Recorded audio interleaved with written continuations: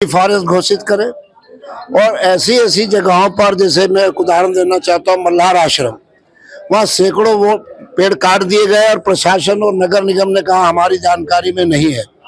आए दिन ये लोग पेड़ काटते जा रहे हैं और कोई 51 लाख, कोई 50 लाख पेड़ लगा रहा है।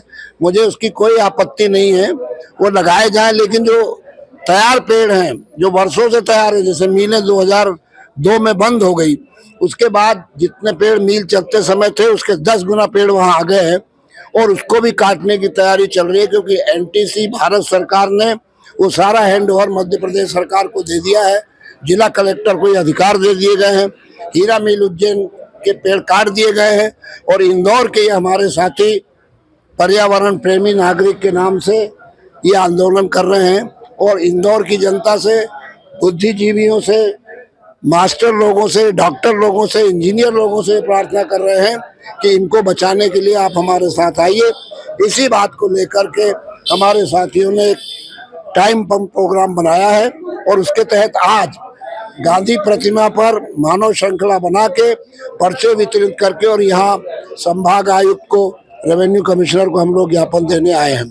हम लोगों ने जनप्रतिनिधियों में, चाहे वो महापौर पुष्पमित्र भार्गव हो, चाहे आदरणीय शंकर लाल ललवानी हो, चाहे यहाँ के कैबिनेट मिनिस्टर कैलाश विजयवर्गीय या तुलसी सिलावट जी हो, सबसे हम संपर्क कर रहे हैं। उनसे भी यही आग्रह कर रहे हैं और आपसे भी हम ये कहना चाहते हैं कि आप भी इस बात को, क्योंकि इंदौर में अब की इस गर्मी के मौसम में एक दिन इंदौर का तापमान 44.5 हो गया, जबकि आज तक मैं 83 साल का हो गया, इंदौर में ऐसा कभी तापमान हुआ नहीं। बहुत बहुत शुक्रिया। आपका पूरा नाम बताइए। श्याम सुंदर यादव, पर्यावरण प्रेमी नागरिक।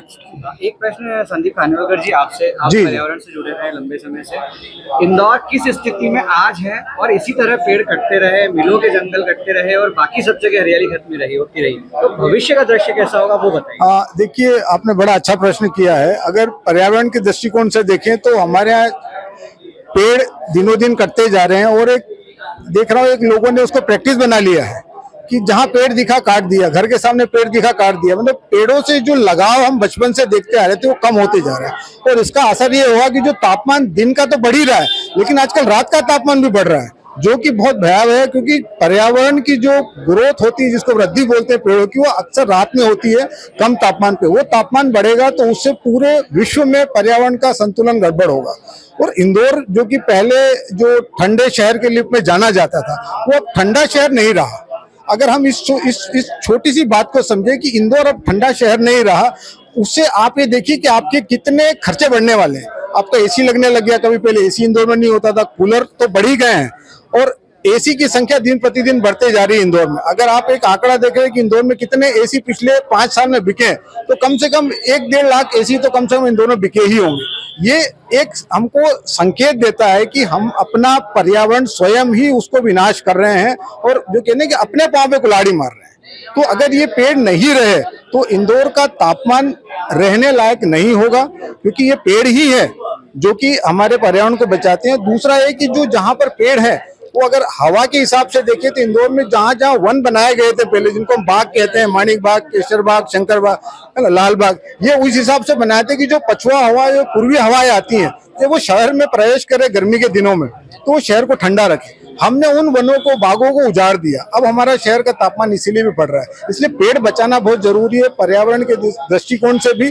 और इसके साथ साथ जो पशु पक्षी उस पर रहते हैं उनका भी पर्यावास हम खराब कर रहे हैं और वो यहाँ से माइग्रेट हो रहे हैं, जो कि प्रकृति का एक अहम हिस्सा है, जो हमारे पशु पक्षी। तो मुझे लग रहा है कि एक भयावह सपना देख रहा हूँ कि इंदौर शहर प्रदूषित होते जा रहा है।